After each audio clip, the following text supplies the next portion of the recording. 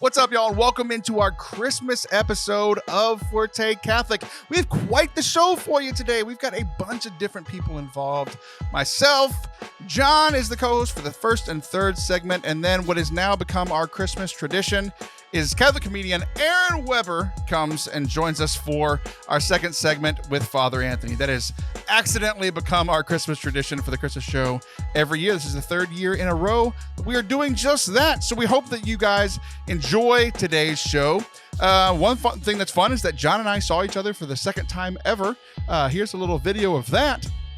What's up, y'all? Welcome to today's episode. This show's coming to you. I mean, he's still at his house and I'm at my house, but from Houston. We're in Houston together. We did it. We're here. Second time we've ever been together in person. Hope you guys enjoy today's show. He's going to give me a kiss now.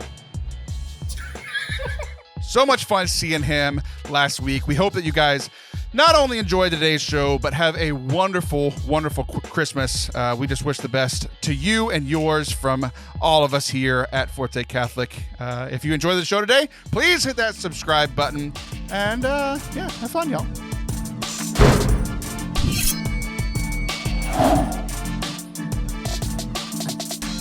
What's up? And welcome to Forte Catholic. I am Taylor Stroll. That is Jonathan Lene, Bearded Blevins. Johnny, what's up, man? My middle name is actually now legally Lene. I'm so glad that I've changed it because of you. So it was originally Charles, and then you changed it to Bearded, and now you changed it to Lene. Lene. Lene! I'm so happy about that. Jonathan, you know what else I was very happy about? What's that? The barbecue that you ate the other day? I did eat barbecue the other day. Not that. Let's see.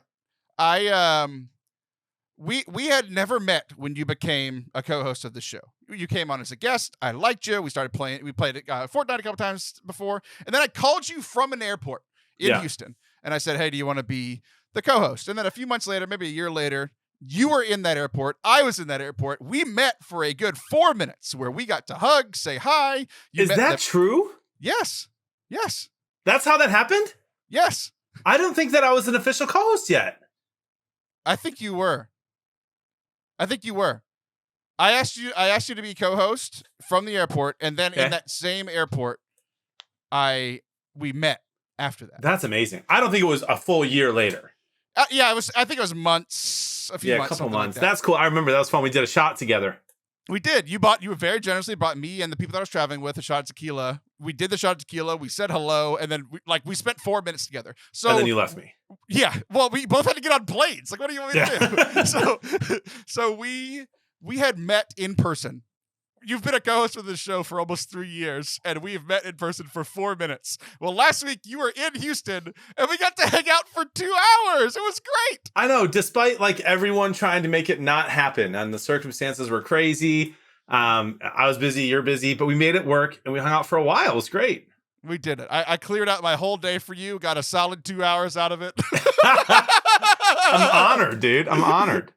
Yeah, it was great. You were in Houston. I was like, there's no way that I'm not coming to see you. So we ate lunch together. I got to meet one of your streaming partners. You had an odd request of me. Do you remember the odd request that you had of me as we were leaving?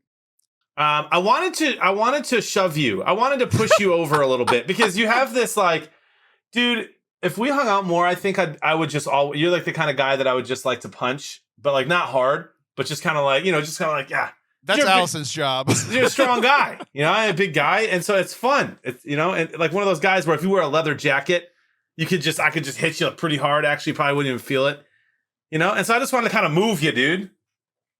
Yeah, and I did. It was a strange request. You were like, "Hey, can I move you?" And I'm like, "What?" And you were like, "Can I try to push you over?" I was like this. I was standing with my feet close together. You were like, "Can I try to move you?" I was like, "I mean, do you want me to get it like a base, or do you want me to stand like this?" And that wasn't I didn't lie. I was just right next to you. I just wanted to just shoulder to shoulder with a brother. And you did, and you felt very good that my upper body moved about half an inch. You felt very proud of yourself. I was very proud of myself, dude. That's my workout for the day. Yeah, exactly. One thing, I posted a picture of it, and a lot of people were very impressed with how big you are. You are taller than me, and the picture that we took made me look short. I'm 6'2". I'm not that much taller than you. I'm only 6'3". I know, but people don't know that about you. Like I don't know why. I don't know why. Everywhere I go, they're like, "Whoa, you're taller than I thought." I don't get it.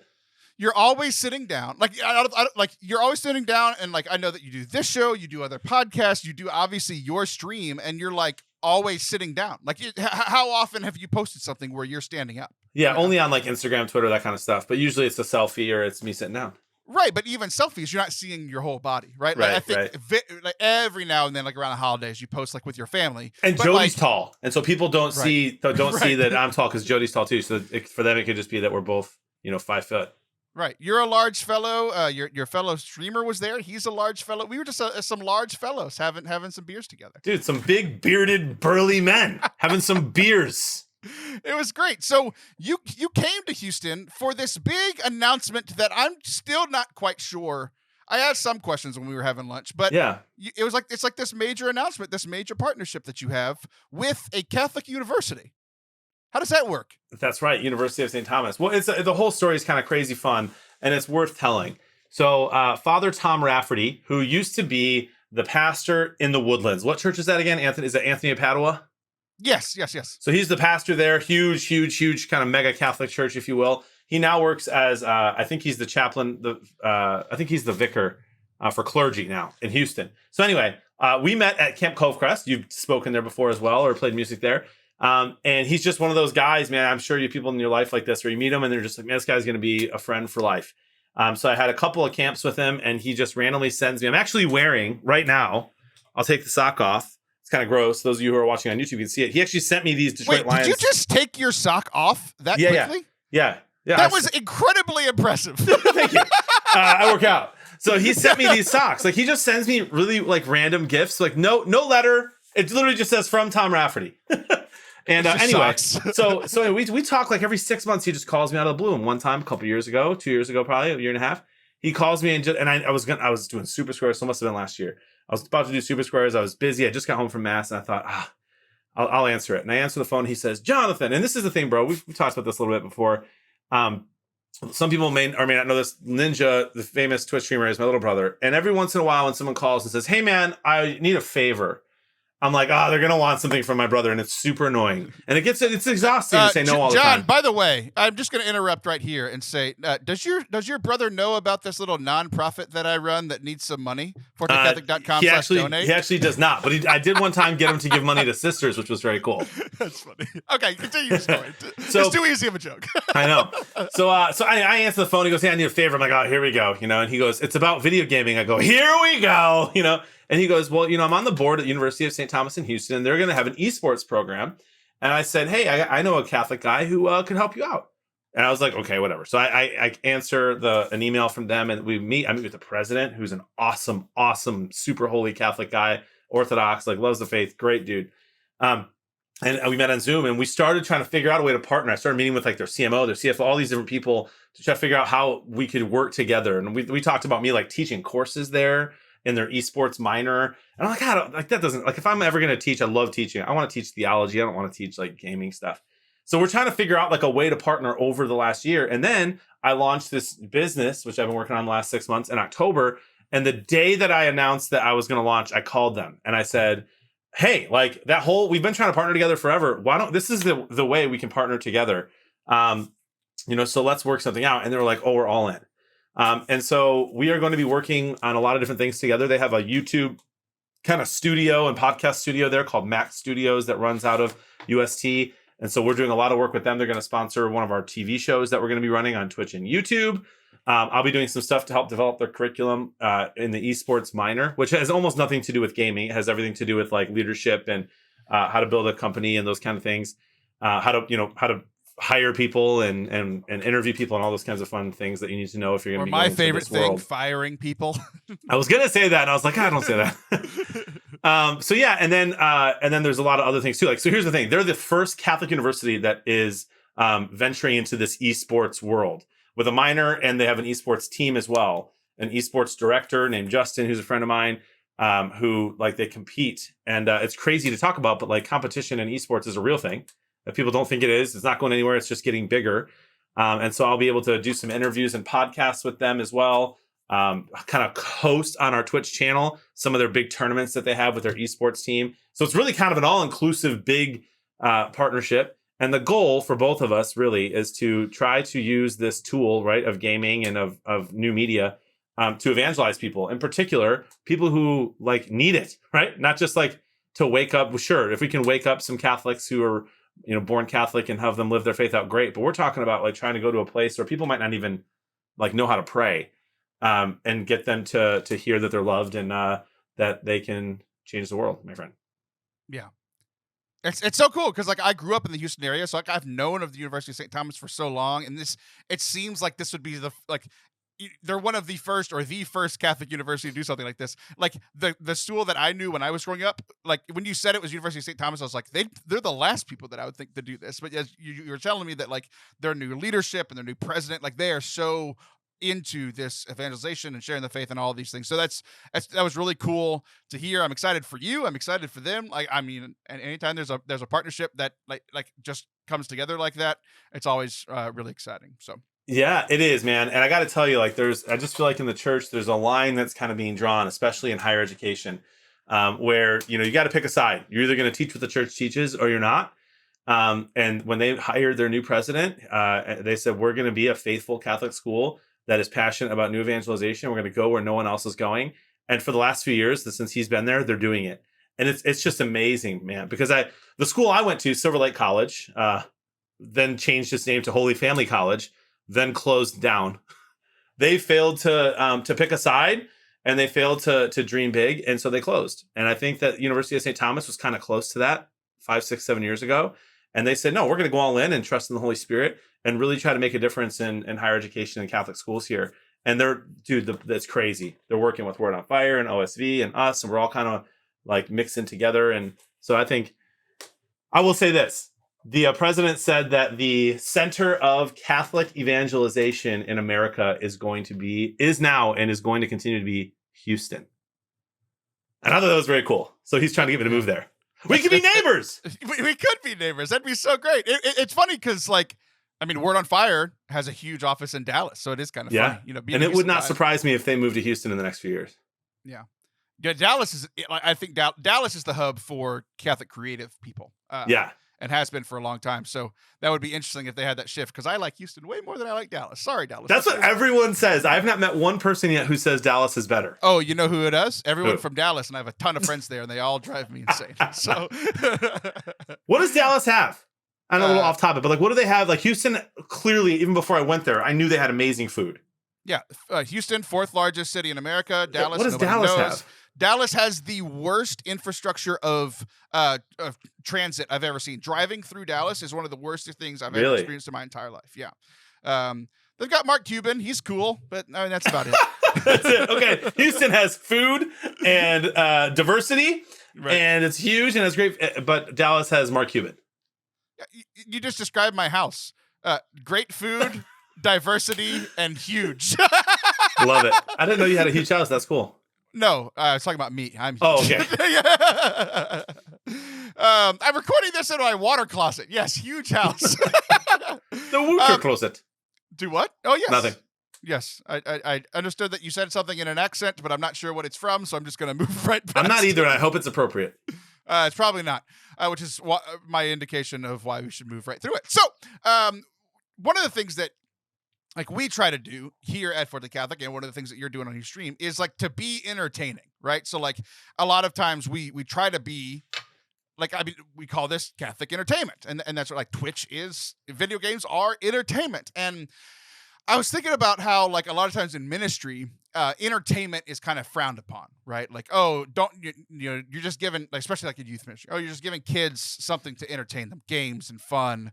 Mass, people get really mad when mass is like entertainment. When there's a lot of times that's when there's good music or good preaching, or like father tells a joke or something, and it kind of has this negative connotation. Well, I was given a this came up twice over the last week. Last weekend, I gave it was this really cool a youth ministry training for like how to lead engaging discussions for youth, like for kids. I mean, really like kindergarten through 12th grade, for the Syro Malabar Catholic Church. Have you even heard of that? No. Okay, so it is a rite within Catholicism. So like we're in the Roman rite. I'm sure a lot of people have heard like the Byzantine rite and those sorts of things. I had never heard of the Syro-Malabar rite of the Catholic Church. It's started by Saint. I didn't even think about this connection. It was started by Saint Thomas because the Apostles Thomas, where he went to evangelize was India. So it's a rite that he started of Indian Catholics, like from India. Oh, I have heard of that then. Yeah. So their diocese here in America is the United States. Like, so I did a training from this water closet for the Diocese of America this past weekend. Nice. And we were talking about, because a lot of times like with faith formation, those sorts of things, it's like teaching style. Like I'm going to talk, you're going to listen. And then maybe we'll do a prayer, or maybe we'll do like a coloring sheet, or maybe we'll do something after that. But it came up there, and then I at my first meeting of being part of the parish council at the church, we were starting Alpha, which you've been a part of, right? Yeah. It's kind of reaching out to people who aren't necessarily Catholic, people on the fringes, and we did their training, and their training was very similar. It's like invite conversation, like let people talk, and so I was thinking about these two different words: entertainment versus engaging. Because one of the questions that somebody asked was like, I'm not like a fun person. Like, how am I supposed to make this entertaining for these kids? And I was like, you don't have to make it entertaining, but you do need to make it engaging, right? Yeah. To where, like, think about like homilies. A lot of times homilies are so boring and like not really hitting the people. But that doesn't mean that the pastor needs to get up there and like start preaching like, Martin Luther King, or like, yeah, exactly, right? Or like being super boisterous and loud and like dynamic. It's like I have multiple priests here locally that are not entertaining, but their homilies are engaging. Like they bring me in with the content. They kind of draw me in with what they're saying. So what do you think? Like that's kind of like my initial thoughts on it. What do you think about that? Like, instead of trying to be entertaining, like being engaging. What do you think? Yeah, I don't know that you did say earlier that what we do is a little bit of entertainment, and it definitely can be that, right? For a lot of people, I think that's part of it. But I think at any time that you and I are entertaining, we're also engaging. And then there's times when we're not entertaining, but we're still engaging, right? So if I'm having a conversation with someone on our stream and we're into a deep topic, right, a controversial topic, that's not entertaining. Unless we're like arguing and having fun with it. But like if it's like a serious thing, it's like, oh, let's talk about this. Then it can be engaging if you just know what you're talking about and you have a purpose for what you're saying. So I agree. I think it's way more important to be engaging. There are some people that have a hard time with both. And right. I don't know how you do youth ministry if you can't at very least be engaging. And part of part of that is like to love other people, right? If you have to be able to, you don't have to be like an extrovert to be engaging. You just have to be able to communicate the love that God has for people, and help people understand that they're loved. But I think you're absolutely right. And we definitely need more engaging people in the faith who are teaching it. I was thinking about like when I was in like going through religious education, like I didn't have an entertaining or engaging teacher until high school. And even then it was hit and miss. But like, I'm sorry. It was 8th grade. No, it was 11th grade. 11th grade. I was thinking about which year was for confirmation. So that's your junior year. Yeah, my junior year. Maybe not the first person that was entertaining. Like my youth minister was entertaining and engaging. He was, he's really good. But like I had this person, 11th grade, who was not entertaining. He wasn't like a fun, like super cool guy. He was a dad, but those classes were incredibly engaging. Because he had like the content that he had to get through, right? It's a formation thing, but he knew who he was. He was incredibly intellectual, like super smart engineer. A lot of people in my hometown were engineers because it's all chemical plants. Really smart, but he would like craft questions really well and ask questions and just shut up until we answered them, right? To where like that was one of the things I was talking about in this youth ministry thing. It's like ask a question and then shut up, because if you start answering your own questions, like if you don't embrace that awkward silence, like no one's going to answer the question, and you're training kids like you don't have to answer the questions. I'm going to answer them for you. But he was able to be engaging because he was able to facilitate discussion, right? And I remember having some great conversations, and like yes, at points in those conversations, he would input this really highly intellectual things that was like, oh, that was like really cool to learn or to listen to. But at the same time, it's like he was never entertaining, right? So I think there are people, and it happens a lot in youth ministry, that are entertaining, and that's a good thing in ministry. But like, even if you're not entertaining, I know a lot of people that listen to the show that are like, you're super introverted, right? So maybe you're not the most entertaining person at a party, but like when you start having conversations with you, like it's really engaging, and I'm really into the conversation. So I think for me, it was just this recollection of like you don't have to be an extrovert or the most entertaining person to share the faith and be engaging in the faith. So I was thinking about it on an individual level, like on a mass level, like homilies. Like there are two people that like I would never invite to be on this show because they're not like entertaining, right? One of them is very engaging, the other one isn't. The other one's just boring, and they're both kind of dry on how they talk. But one, it's just like his insights are so good that I'm drawn in, right? Somebody's kind of quiet, like one thing, like extrovert, I can yell from here and you're gonna hear me, right? But introverts, like if you talk quietly and you have good things, like I'm gonna lean into that, right?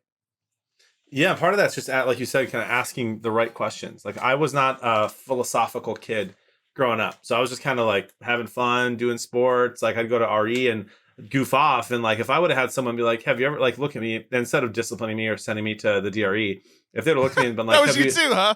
Yeah, have you ever thought about like what happens when you die? Like that would have really struck me as a 6th, 7th, 8th grader to be like, no, actually, and it's kind of scary. But like, okay, so here's why your faith is important. And not to scare people, but like to ask good questions and real ones instead of just kind of being like, okay, let's memorize this prayer. I had a very entertaining youth minister when I was a freshman, sophomore, and junior, not engaging at all, but very entertaining. We used to sneak upstairs during the youth ministry pizza parties and smoke cigarettes on the roof of the church. If with it was your youth minister? No, like they had no idea we were up there, and it's like, but they just wanted to create like a safe space where people could have fun and be considered cool, and that did nothing for my faith. Right? It was entertaining. We had fun at the pizza parties, and we snuck away, but it wasn't engaging at all. Anyway, I digress. But I thought you were saying he was so entertaining. He invited us up to smoke. No, just like would like just set the scene of like, hey, there's a PG-13 movie, even though you probably shouldn't be watching that when you're 12. In this room, and tons of pizza out here, and we're here to talk about your feelings if you need to, if you're fighting with your parents, and then also go do whatever you want. And had no idea that we used to sneak on the roof, and so I wasn't even a cigarette smoker, but I was like, oh, let's do it, let's go on the roof. Yeah, man, it's a good point too, because it's like if you're just entertaining but don't have the engagement, like actually really talking about things, then you have nothing. So yeah, you're a glorified babysitter. Right, exactly. Which is what I do when my wife's gone. No, those are your children. I know. That was a callback to our last episode. I know. I love it. This is our Christmas episode. We hadn't mentioned that yet because, like, we had to lead with me and you seeing each other. I mean, we knew baby Jesus was coming. Seeing you was a surprise. So the rest of the show is going to be our Christmas episode. We as we are posting this, recording this, we are just a couple days away from the baby Jesus entering into our homes and our hearts in a very special way. So John and I, in the final segment, are going to come back. We're going to talk about Santa in a fun way. Santa! And not just because both of us could play him at the mall, but John, I'm going to let you go here just for a few minutes because it has accidentally become our Christmas tradition that Aaron Weber, the Catholic comedian, and Father Anthony Sciarappa and I all sit down and have a conversation. It happened accidentally, but he has been the Christmas episode the last 2 years. We're keeping it going, 3rd year in a row. Don't go anywhere. I'll be right back with Father Anthony and Aaron, and then John will be back in about 20 minutes. We are on 4 weeks in a row that I have used the new OCP e-missal app at Sunday Mass. I love it. You open up an app, all of the prayers, the priest says are there, all of the readings are there. You can even find the songs to go along with if you would like to. It's wonderful. The USCCB approved Breaking Bread 2022 e-missal app is now available. Like I said, it's got the order of the Mass, the prayers, readings, everything that you need to have full and active participation in the Mass. This app is $4.99 and available for the entire liturgical year. So this Advent all the way through next Advent. You can get it at Apple or Android devices. Download it directly from the App Store or Google Play, or find it at fortecatholic.com/OCP. Do it now! Welcome back to Forte Catholic. I am Taylor Stroll, and we kicked Jon Blevins out, and we replaced him with co-host Father Anthony Sciarappa.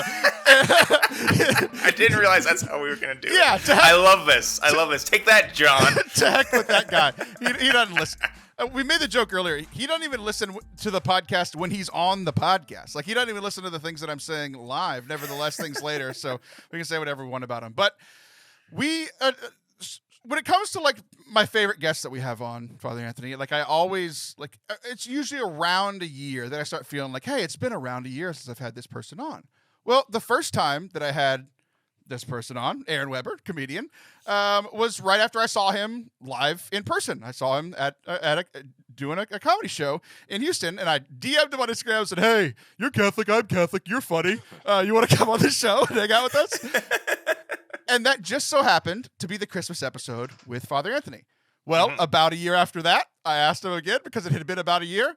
Just so happened to be the Christmas episode last year. So I was like, well, now it's a tradition, so I'm going to be upset if he says no. But he graciously said yes. Aaron Weber is back. Happy Christmas, everyone. Hey, thank you, man. I'll see y'all again next year. Yeah. Good talking Just to you. See you then. Say hi, dude. Yeah. Tradition complete. Yeah, we did. You fulfilled your contractual obligation. Everything from here on out is just for fun. So absolutely. Happy to be back, man. Happy to be back. Thank y'all. For sure. So the first time you came on, we talked about like your comedy because I literally just seen you, and then you had a podcast too. And then the next year you came on, you had quit that podcast, and I asked you if it was. I asked you when it was coming back. I wanted you to come back, and you were like, "Well, there's another podcast coming out." And that ended up being Nate Land with Nate Bargatze, yourself, and Biscuit. We love that podcast. So I feel like I hang out with you every week, yet we actually talk once a year. That's the thing about podcasts, man. It's like, I mean, we have listeners of this show that feel like they know me, and they kind of do because of all the crap that I share on here. But like, I literally feel like I hang out with you every week, and you're just like, who's that guy? Oh yeah, I talked to him last Christmas. It is odd. I listen to. I mean, I've met comedians where I've listened to hundreds of hours of their podcasts, and then I meet them thinking, I mean, I know so much about them, but they're coming in with nothing. So you just got to pretend you don't know. Right. I met comedians where like, I know your wife and your kids' names, and like, you have no idea who I am, but you got to play it cool. You got to be like, oh, it's good to meet you. Oh, you're a comedian, you know? So I definitely understand that. It's a weird relationship you have with people, with podcast fans. It's different. It's like, I mean, you got to think that hours. I listen to Joe Rogan more than my mom. When you think about it, just the sheer hours that I put in, right? It's crazy, man. So it's a whole. I totally get that. It's a whole different thing. Yeah, you have had a huge year, like a really big year. Like I've been able to keep up through social media and through the Nate Land podcast. It's like you got married this year. You've lost a ton of weight. You look tremendous. You used to look more like me, and now you look more like John, who we just kicked out of the show. And you had your first comedy special come out this year. I mean, just a huge year for you. So. Thank you, man. Did it feel as special from on the inside as it felt from the outside? I was just really happy for you. No, I appreciate that, dude. Yeah, we were just happy to be back working, and things felt like things were getting back to normal. You know, once things really got rolling again, it was just kind of, we were off for so long. It felt good to just get back in the groove of it. And now hopefully things don't shut down again, which sounds crazy to say because it's been, I mean, God, it's been 30 years since this started. So, yeah, man, it was just, a lot happened kind of at once, but it had been, it was just fun to get things rolling again. Yeah, for sure. Yeah. Yeah. So is it, are you looking forward to the future, or is it, this is your high point? It's all downhill from here. This was it. This was your one shining moment. It was this podcast, was doing this podcast. Now I'm going to bow out gracefully. No, yeah, I'm pretty excited about things, man. I got some stuff in the works. Feels like things are rolling.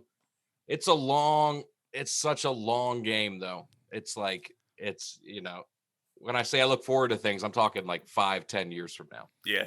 But you just got to stay in the groove of it. So yeah, things are good, man. The crowds that come out now are great. People that are like, I was just in Chicago where it's very COVID conscious. And the people that came out, they were wearing masks, but they were still laughing. They were into it. It's like people want to laugh. People want to have a good time now more than ever. Yeah. Whatever. I feel like every commercial now more than ever. Right. But yeah, dude, it's I feel great about things. How about y'all? Everything good on y'all's end? We haven't talked in a year. I What's know. going on? The way Father Anthony's talking, he has no hope. He's like, next year we'll talk to Aaron at Christmas, and we'll have to make sure he has electricity because he'll be homeless. Like, what are you talking about, Father Anthony? I'm just trying to, gauge the vibe, see what's going on. What's in the heart and mind of Aaron Weber. Oh, I appreciate that. Yeah. All well here, man. I'm excited. Yeah, so one of the things that was pretty special this year was like one of my highlights of the year was I got to go hang out with Father Anthony in person, which very rarely happens. So I went up to Pittsburgh for a few days, and we were riding in the car, and Father Anthony and I have very different tastes in music. Yes. I like rap, R&B, pop stuff, soul. Father Anthony just likes hearing people yell at him. Yes. People yelling at me with loud guitar. That's what I like. Oh, I was thinking like Gregorian chants. Okay, that's very different. Really, no, very rare. Like, is it on my Spotify playlist somewhere? Yeah, Sure. but it's not the main attraction. Not good More road power trip metal. music, but you got to throw that on every now and then. So I hear that in my real life all the time. So it's not yeah, like- exactly. So about halfway through the trip, we realized that like I'm not going to like his music and he's not going to like my music. So I was like, well, you know what? I have an idea. There was this new comedy album from our good friend Aaron Weber that we've talked to once a year for the last couple of years, called Shirts and Skins. So let's listen to it. So we popped it on and we just laughed like crazy together. It was so funny. So yeah, congrats on that. It was just really cool to like. I mean, I saw you in a church, like a big Baptist megachurch, and now you're doing it, man. You're succeeding. I'm happy for you. Yeah, I appreciate that. I'm glad I could bring you two together. Yeah, exactly. Was that the first time you'd met? Were you guys like pen pals or something? How do you know each other? Yeah, we've been writing notes through like bottles in the ocean. Like I put it in the Gulf of Mexico, and somehow it gets like there's so many rivers in Pittsburgh that it just got to him. But it's way more efficient than you would think. It works out pretty well. You throw it up. Is there a river that connects Houston and Pittsburgh? Eventually, sure. Yeah. I'm still digging. Well, how do y'all know each other then? We met on Twitter. We legitimately met on Twitter. Yeah. There was a priest, and I'm like, most priests are boring, and he's kind of cool. So we started becoming friends, and he literally it started around Twitter and Fortnite, like during the Fortnite craze, Wow. Yeah. And he was like, hey, I'm new to gaming and Fortnite and stuff. Like, I need somebody to carry me to wins. So I did, and that's how we became friends. Yeah. Now, Father Anthony, when you met Taylor in person, did he live up to the expectations? Were you a little disappointed? Taylor is Taylor, no matter what format you meet him in. He is who he is, so it was very expected, and those expectations were met. Yeah, absolutely. So if anything, he's slightly nicer in real life. Oh, 100%. When I'm not performing, I'm pretty nice. He let me gamble away a lot of his money when we went to the casino. Sure did. So. Sure did. Oh man, I just went to the casino on blackjack tables. How'd I was that just go? there. I lost a lot of money real quickly. It's the season of giving. Quickly. You gave back to the community. Yeah. Well, I was trying to play with Nate Bargatze, he's a little bit different tax bracket than I am. Yeah. So I'm at the same table as him, and I'm playing I think it was $15 minimum. Yikes. So I mean, I played like 8 hands, and I was like, dude, I'm broke. I can't keep doing this, man. Yeah. Father Anthony's homeless prophecy was coming true yesterday. Hey, dude, It was. I gotta stay away from the casinos. Yeah, I will be homeless. Yeah, exactly. So what you need to do is what you need to tell. You don't have to use names or anything. Yeah. But the next time you go to the casino with Nate and things start going like that, you should tell the story about a priest friend that you know. And this happened with Father Anthony, where he went to the casino for the first time and he lost all of his money. And his friend gave him his winnings to then gamble away again. So Who was the friend? Me. I had doubled my money in the time that Father Anthony had lost all of his. I gave him the money that I won, and then he lost that. Like very quickly. What do you play? What do y'all play? We played roulette and blackjack for the most part. Yeah. Okay. Yeah. You could lose money real quick doing that. Not me. It's a good time. Well, yeah, I knew it would be. I was playing and I was having a great time and I was losing money. And I was like, this is why this could be a problem for me, because I'm having a blast and I'm not even winning. Mm-hmm. Like, imagine if I won a hand. Right. I would start selling stuff just to buy chips. Right. So it's why I love gambling. Like it's just such a thrill. Like there's just nothing, there's not much in my life that brings me that much joy. Like even if I lose, like it made like I bet on sports a lot. Like it made the game so much fun to watch. Like these two teams that I wouldn't care about, and I'm just having so much fun. In Alabama where I grew up, they still don't have scratch off tickets because that's against God's will. So everything else in Alabama is totally in God's will. But whenever we'd go to Tennessee or you go to a bordering state and you go into a gas station, you're like, I gotta get a scratch off. I remember my parents used to get us all scratch off tickets in the car, it's awesome. So I didn't grow up with it, and now you live somewhere where it's legal, and it's crazy. I can gamble on college football on my phone now. Pretty wild. Yeah. So let me just get this straight. You drove across state lines in order to go against God's will. That's what you did. Yeah. God's will changes from state to state. Is how it works. It's just a different will. That's theologically accurate. He's very respectful of the local government. Yeah. It's really funny, dude. If you go to these gas stations right on the Tennessee-Alabama border, it's crazy. It's like all they do is sell scratch offs. So people drive up from Huntsville, Alabama, or these other cities right on the border, and then they have picnic tables inside the gas station. Everybody just buys tickets, and then there's just like 50 people in there sitting down, scratching it off. It's crazy, man.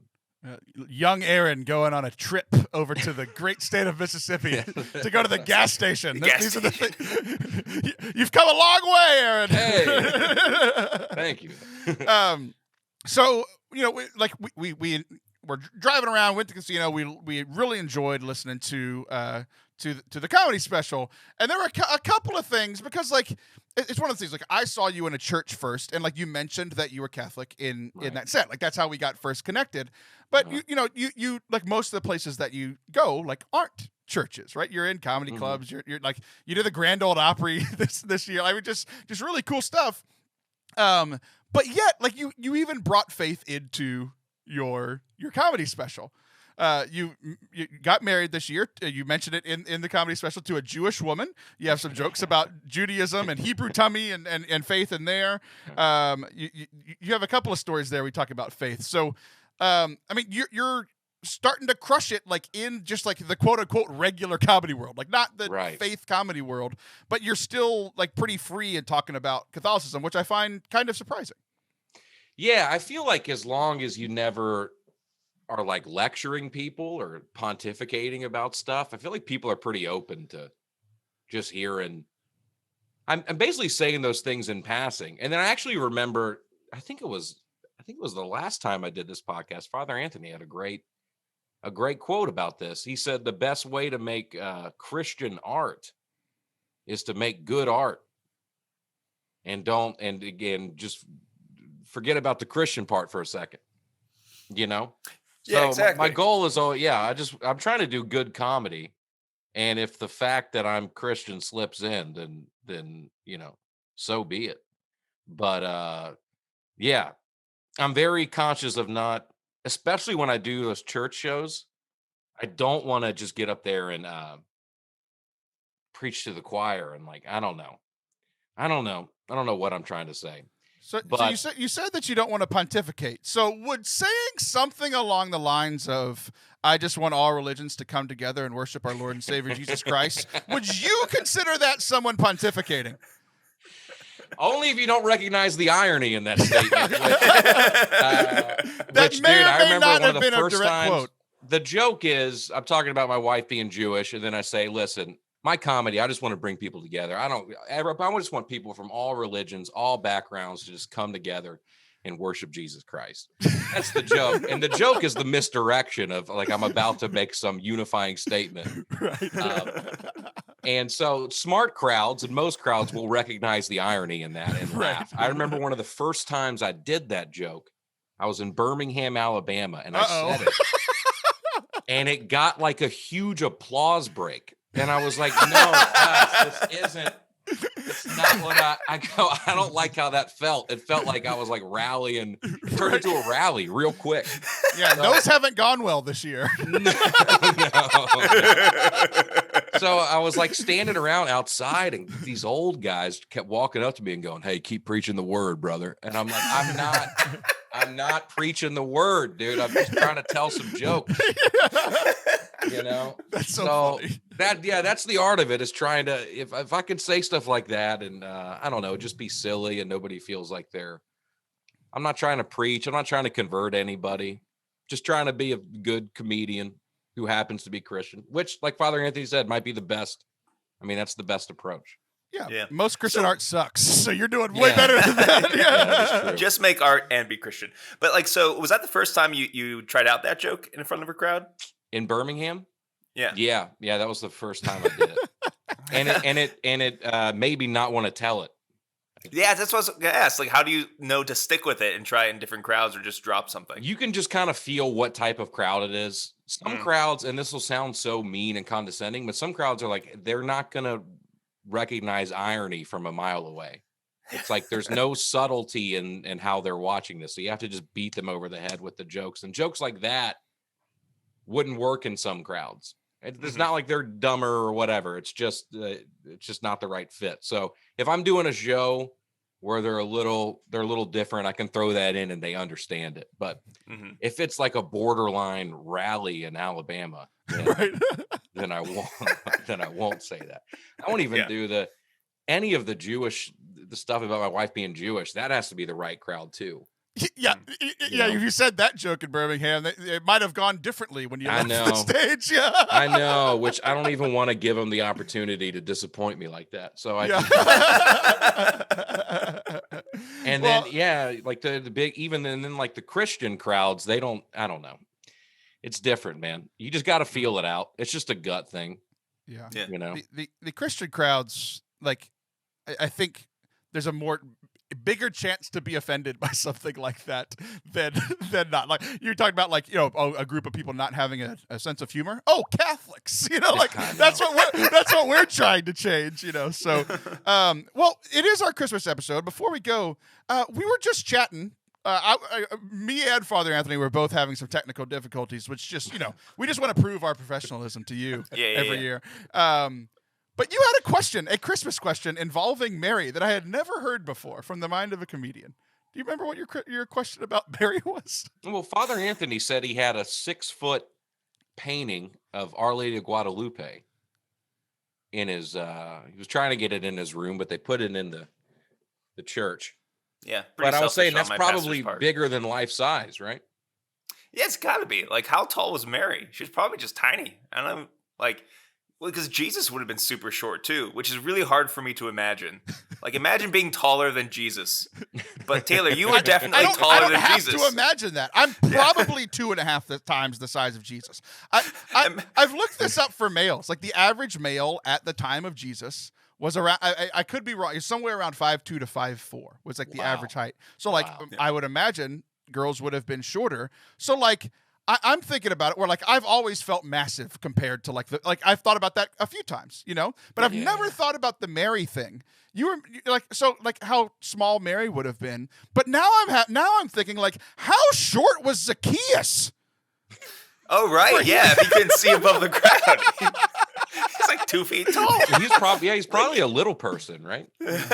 And I don't even know if they would diagnose that back then. I think he was probably a little person. Like, this dude's just real short. He's just not growing. That's weird for me. Like, imagining looking at baby Jesus, that's fine. Babies are supposed to be tiny. But imagine, like, looking down upon your Lord and Savior being like a foot or 2 foot taller, shorter than you.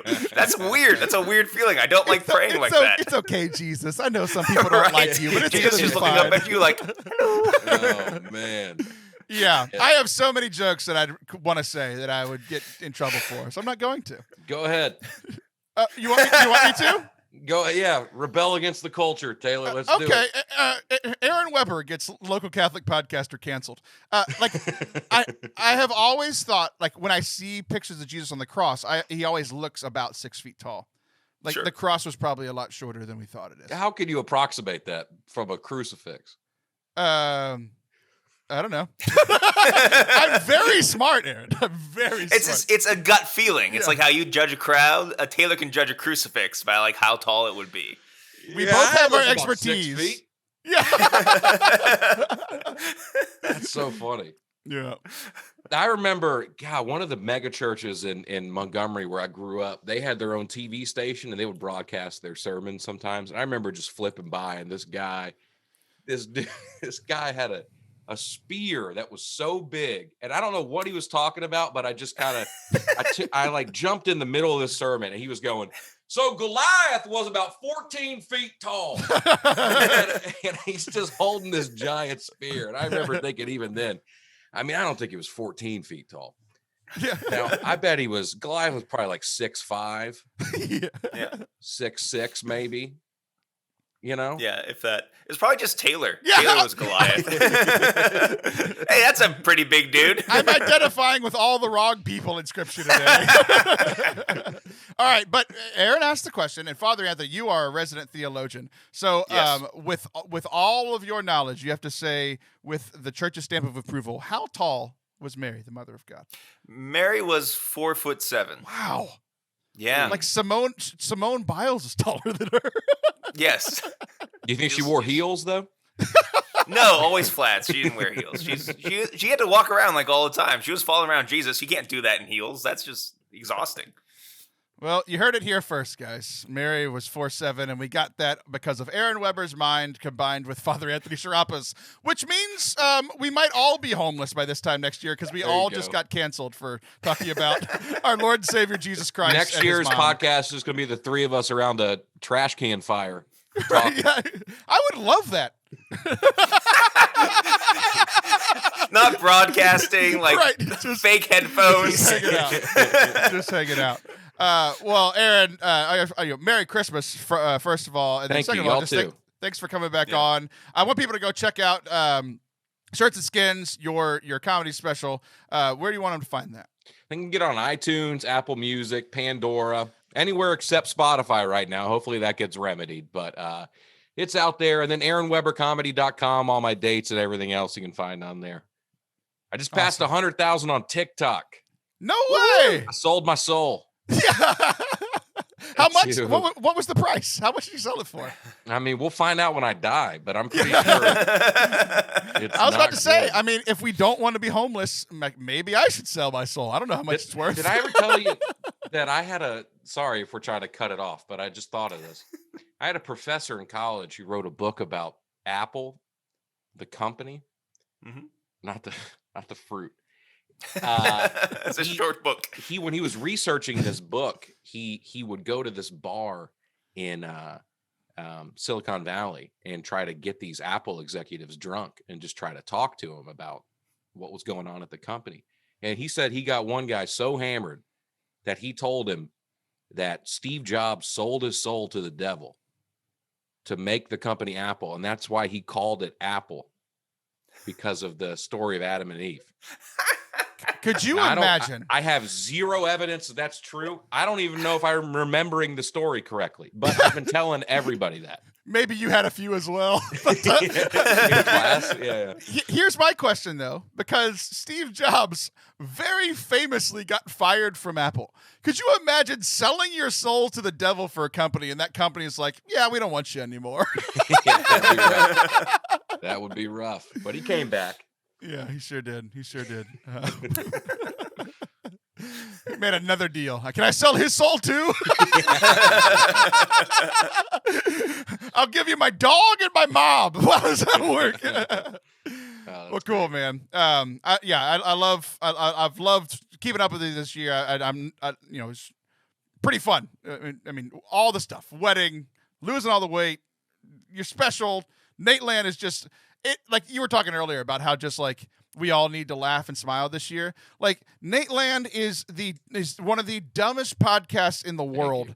and my single favorite. Like, I mean, it's so much. It's so much fun. It's listed as an educational podcast on Spotify. So I don't know how that happened, but I promise you will learn nothing. Yeah. We are all dumber for now listening to 100%. I'm so much dumber than when I started doing it. But it's been a blast, man. You were the smart one on the show, and then slowly over time, y'all we're all meeting in the middle. Yeah, exactly. We're all converging. Yeah. One thing that's funny. So, like, one of my favorite things y'all do on the show is you read comments from listeners, which, like, and they are half and half positive and negative. Like, it's one of those things that, like, for Nate Land, it seems like the kind of podcast you can just jump into, but, like, you need to go to the beginning because there's so many inside jokes and, like, it's like to get the spirit of people talk about the spirit of Vatican II, the spirit of Nate Land. You need to get from the beginning. But one of the jokes is that Nate Bargatze, one of the hosts, is he has difficulty reading. He has dyslexia. And there's two things that y'all have done on the show. Y'all all make fun of him for his inability to read as a grown man. The other thing that y'all do is y'all have been doing these ads for audiobooks. Yeah. What I need y'all to do, and I can help with this partnership if you want me to. What I need is that audiobook company to hire Nate to do audiobook readings with zero editing. Like, just let him read it like he thinks it is and just do it and sell it. I don't even read. I would buy every book that guy reads with his dyslexic reading. It would be so funny to me. It's so great. You should look up. He did the Grammy nominations. He was one of the guys that read off the Grammy nominations. And some of the categories he had to read for were like, best classical composer from a foreign play or something. And he's reading these and I don't know how he pulled it off. I bet they did a bunch of takes, but it is very entertaining. I can't wait for him to write his own book and then he'll have to do the audiobook for it. Exactly. It'd just be so great. It'd be so great. Well, such a blast to have you back on. Thank you, man. Merry Christmas. Everybody go check out the comedy special. Check out Nate Land podcast. And Aaron, we'll see you in 365 days, brother. That's right, man. I'll see y'all. Merry Christmas, guys. Merry Christmas. Peace, y'all. Don't go anywhere. We'll be right back. Earlier this week, I did a takeover on Instagram for our friends and partners over at Catholic Match, and I had an absolute blast doing it. We talked about being single in today's world. As you guys know, I am married. I haven't been single in quite some time, but I got to do an Instagram Live with one of my friends, Clarissa Christensen, who is a single Catholic, and we just had a wonderful time reminiscing about when I was single and talking about what it's like to be single today, because it's obviously something I'm not aware of, but also sharing some timeless truths on how to take care of yourself whenever you are single and how to prepare yourself for your eventual vocation. Our friends over at Catholic Match, especially if you a lot of times the holidays is hard for single people, single young adults. So why not sign up? If you haven't signed up already, if you have and it didn't quite go well, why not try again? Catholic Match, you can sign up for a free profile today at fortecatholic.com/Catholic Match. Or just download the app. You can set up a free profile. I've told y'all so many times, many friends have gotten married or at least found good people to date on the app. So why not? Try it out today. Download Catholic Match wherever you download your apps. Welcome back to Forte Catholic here on our Christmas episode. And now two guys that kind of look like Santa we're going to be talking about Santa. I saw this post on Facebook the other day from a guy reposted it that has been a major influence in my life, and I thought it was funny, and I wanted to talk about it. It is a list of all that I need to know I learned from Santa. You ready for this? So I thought you made this list. No, 100% not. This is and half of it I was proud of you for, and the other half I was like, eh. Well, good. I'm glad. I'm glad my show notes that I sent to you were made you proud of me for just a moment. They did. Whatever it takes. Maybe I'll try to think of a couple as well. All right, I'm ready. Let's do this. Okay. These are the 10 things that this person learned from Santa. Number 1, encourage everyone to believe in you. What does that mean, Taylor? I think what it means. I love how you're being dead serious. I'm like having fun with this, and you're like, "No, Jonathan, I will tell you." This is as real as Santa. Okay. Okay. So I think what does it mean for somebody to believe in you? I think it says a lot about somebody's character. So I think what this is really saying under the, like, they're all kind of like punny and silly, but I think there is some real truths under these, right? To where if somebody's going to believe in me, like not like I'm God, like we believe in God, but like if somebody's going to believe in me, it's because of my character. It's because I've been trustworthy. It's because I've been consistent and those sorts of things. So I think that's what it's saying, is like encouraging people to believe in you is a pattern of consistency, of being a good person, of loving them, of being respectful, and all those sorts of things. Okay. I can see that, because at first I was like, people should already believe in us. We exist, but that's not what you mean. You mean like encourage. And then I was like, well, you shouldn't have to encourage people to believe in something. Like, I don't have time to convince people to believe in me. Like, believe in me or don't. See ya. But the way you said it, like by the way we live our lives, we can encourage people to believe in what we're doing. I like that. Yeah, it's not like encouraging people like, hey, you can do it. You can believe in me. It's more just like a pattern of no, please believe in me. I promise I'll be able to do it. Okay, that makes sense. That went from like a 2 out of 10 take to like a 9 out of 10. But believe in me. Leave a review on Forte Catholic on wherever you listen to podcasts. 5 stars. This one's interesting. Number 2, always remember who's naughty and who's nice. Spicy. That feels spicy. And what does that mean? Remember someone who's naughty. I think there's something to it. I think we've talked before about how we are always called to forgive someone, but just because you forgive someone doesn't mean that you need to be an idiot and keep them in your life if it's like a consistent problem, right? So like kind of going back to the other thing, it's like if you start not believing in people because they've had a consistent pattern of bad behavior, we are required by Christianity to forgive them. Like God says that he's going to forgive us as we forgive others. But that doesn't mean that I have to forget that, like, oh, I don't need to be around that person. And I've shared a lot earlier in this year. It's our second to last show of the year. There have been a few people like that in my life that I have asked or demanded that they not be a part of my life anymore. So it's like remembering, and then on the positive side, remembering those people and caring for those people who have cared about you. Interesting. Is the person who made this list Catholic? A few of them are, yeah. Oh, a few. Wait, this list is made by multiple people? Yeah. Oh, very cool. I just think it's very cool. I just think it's bad to like when it says remember who's naughty, like forgive and move on. You shouldn't reminisce on the naughty things that people did to you. Watch your mouth.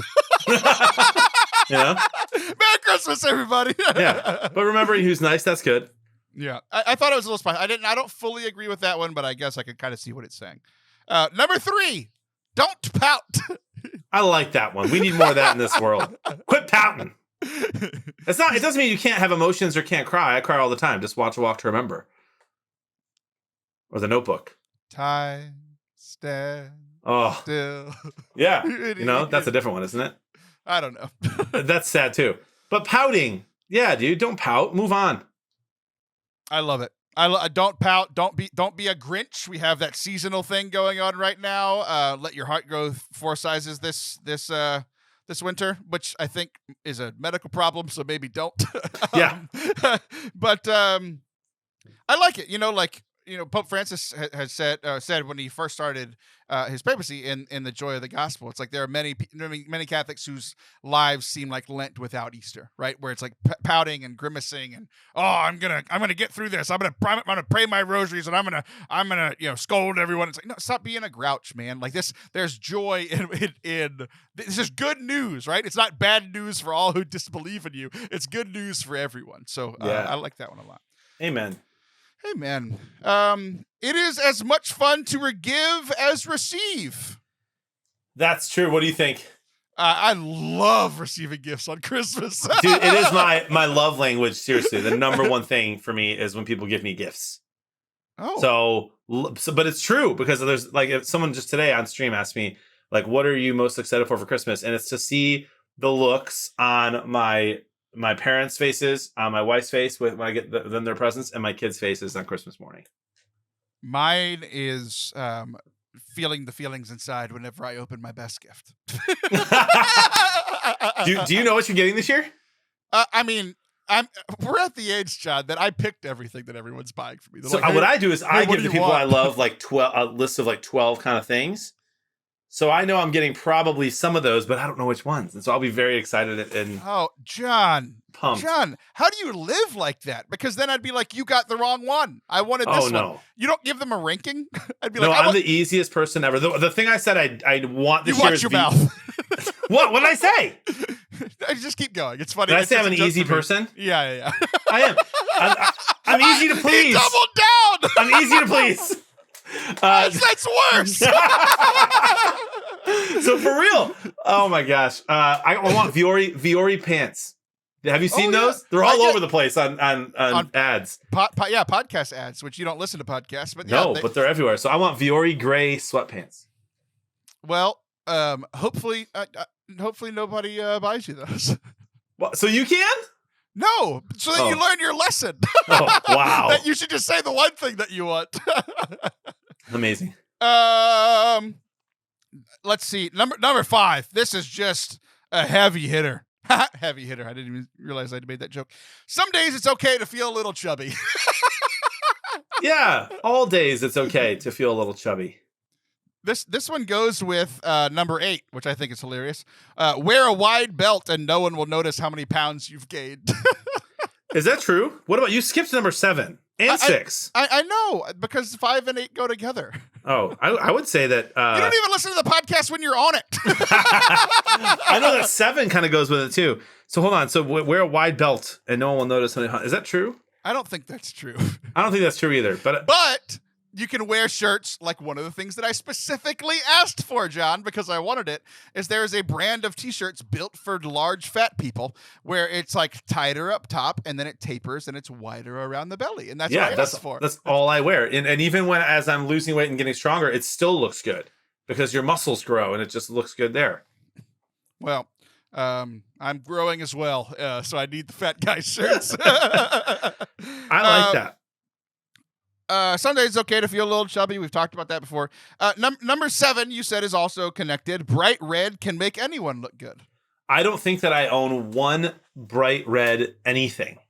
Shoes, socks, underwear, clothing, at all. Nothing bright red. I'm gonna send you some bright red Viore underwear. Bro, I would wear that. That sounds great. Number 6. Make your presence known, and it's presents, but I think it's like a play on words. A pun. Make your presence known, right? What do you think? I like that. Make your presence known with a TS. Like, yeah, we should give gifts. I read it as presence, like presence, and I'm like, oh, my presence is felt in whatever room I am in. Like, hello, and it's hey everyone, come it's see heard. how good I look. Yeah, yes, felt and heard for sure. But I like, that I like it with the TS, the presence. Like, I think there's something to that, and I'm learning that as I get older. Like, my mom gets mad at me when I don't get write thank you cards back for like gifts. I'm like, 2021, I'll send you a text. But I think there's something to that, and now that I'm like in the entrepreneurial world. I see that a lot more. A lot of people are like, oh, I'll give my co-hosts a Christmas little package, and send it to them. Well, I'm not going to make the joke I was just about to make. I'll just let people put it together. I already said I'm going to send you some red underwear, and you said package. So there you go. Just leave it at that. This is a PG show. PG-13. No 12-year-old should be smoking on the roof while listening to this show. That's a great point. It's Christmas. What do I care? Okay. Number 9.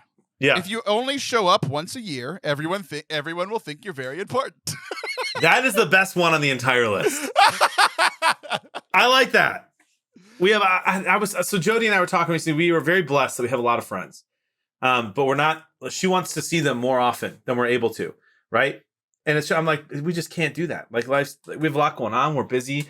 We have a lot of family in the area too. So like, we can't see every single group of friends we have once a month. There's not enough weekends in the month. I like this. You just show up once a year. That's all you need. Everyone's going to think it's perfect. We talked about it in the first segment. I've literally been in your presence twice, and it's so special every time. See? It never happens. we wait. I like that. You ever notice? It also goes with yours because I tried to come to your house, and your wife said that she didn't want me there. That is not what she said. That's what I heard. Yeah, exactly. And that's how it goes. I was going to save what I'm going to say for the last one because the last one is good. And I think I never heard this until recently. Okay. Well, if it's your favorite one, why don't you read it? You can Why? This is my least favorite one on the list. Okay, go ahead. Whenever you're at a loss for words, say ho, ho, ho. Why? In what situation ever does that work? What I would like you to do, just it could be your New Year's Eve resolution. Your New Year's resolution is anytime on this show when you don't know what to say and I prompt you with something and you're like, yeah, sure. Just instead say ho, ho, ho. I'm going to do it. You have my word. Okay, good. You ever notice that in all the Christmas movies and commercials that you see, Santa drops down on the roof, right? Goes down into the chimney, does the thing, and then leaves. Always leaves. Wouldn't it be faster to go to the house next door? And then the house next door there, right? But you see, he lands there from way far away, and then he just dips. Right. He's got to go back to all those other houses. He's like, skirt. Yeah, skirt! I don't get it. Makes no sense. Never thought of that until recently when I heard it on the radio. Anyway, as he does fly away, he says ho, ho, ho, which is why that made me think of it. Well, I think maybe it's because the cameras caught him. Maybe he has to leave because the cameras are there. That's a good point. The cameras weren't there. He could just go to every Are you pretty like knowledgeable of Christmas stuff? I mean, sure. Do you know who Rudolph's dad is? Anna and Joachim. No, Rudolph. Blitzen? That is incorrect. You know, Donner. Dancer. Oh, is it Donner? It's Donner. What a loser. Wow, how's that for Christmas trivia? I was recently. I don't want to get. Just say ho ho ho. Yeah, exactly. Minor spoilers for recent Marvel things. If you don't want to hear it, I won't spoil it. But fast forward 15 seconds if you don't want to know about recent Marvel things. But there was a person that is a superhero that called Rudolph a superhero reindeer, and I thought that was so funny. Is this in Spider-Man? It's in Hawkeye. Okay, I've not seen Hawkeye yet, but I want to. Yeah, very good. So, okay, spoilers over. Christmas episode over, guys. I mean, this is over. It's over, man. Can I ask you one more question, real quick? Sure, absolutely. What's your favorite Christmas movie? Jingle All the Way, hands down. Arnold Schwarzenegger, Sinbad, like one of the greatest stories of being a messed up father and then coming around to being a great father. Classic. I've watched it every year for like 20 years straight. That right there, that's going to be your most viral TikTok of all time when you post that clip. I'm serious. Just post it'll it before. Get 170 views instead of post 150. It before. Just trust me. Post it before Christmas. That's it right there. It was a great explanation. It was a good question. Mine is the Santa Claus to Tim Allen. I love it. I love it. John, that was on my TV an hour ago, like right before we started recording. My wife was watching it.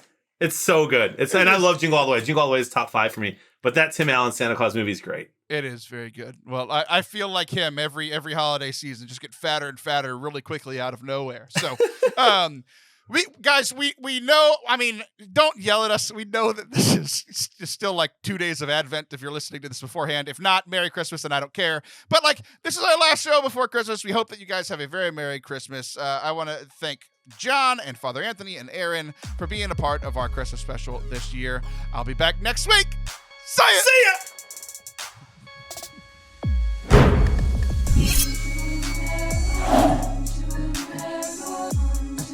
Thank you guys so much for watching, listening to today's show. We hope that you enjoyed it as much as we enjoyed making it. It was just a blast today to have everybody involved. If you did enjoy it, please do 2 things. 1, hit that subscribe button wherever you are listening or watching. If you are listening on the podcast, we are doing so much fun stuff over on YouTube. Not just posting full-length episodes of the show, but also doing other things. Like this last week, we rated the top 10 Catholic podcasts that I think that you should be listening to, and it's already got almost 1,000 views as of recording this. So check it out, youtube.com/Forte Catholic. Hit that subscribe button. Secondly, share this with somebody. A lot of people, the New Year is coming up. People are looking for New Year's resolutions, new things to listen to better themselves. If you have gotten something out of this for your faith, you've enjoyed it, why not share it with somebody as we enter into this new year here pretty soon. So thank you guys for listening. I want to let you know that today's episode is also brought to you by Select International. They do pilgrimages. They've got a new one that they are setting up for World Youth Day. Over 2 million Catholic youth, young adults will be there from August 1st to 6th of 2023. It's going to be in Lisbon, Portugal. The Holy Father will be in attendance, and Select International has organized parish and diocesan trips for the last 4 World Youth Day events, so they know what they are doing. So Select is currently looking for parishes and dioceses to partner with to help organize their trips for World Youth Day. They have a lot of optional additions to the tour to places like Lourdes, Rome, and more. So if you're interested in doing it, maybe you're helping your parish or your diocese with the trip, why not put it in their ear to use Select International? They are the pros at doing Catholic pilgrimages. So guys, thank you guys so much. Merry Christmas from all of us. Peace.